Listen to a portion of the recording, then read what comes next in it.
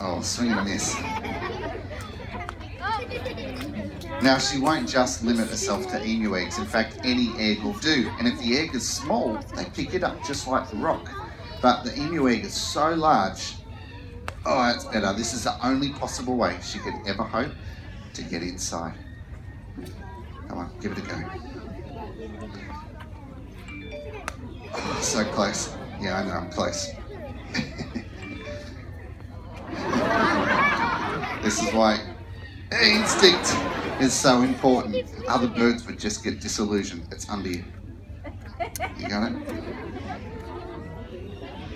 Oh, yes. Oh, that was a great shot. Nice, Bill. That bit of shell's not going to work, but I've got a second rock here for you in case you need it, I think. There it is. Because this isn't going to work this way. Here we go. Try that.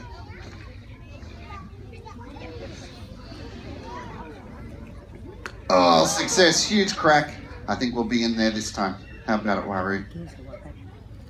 You can pry it open, I'm sure, but that rock will work all the same.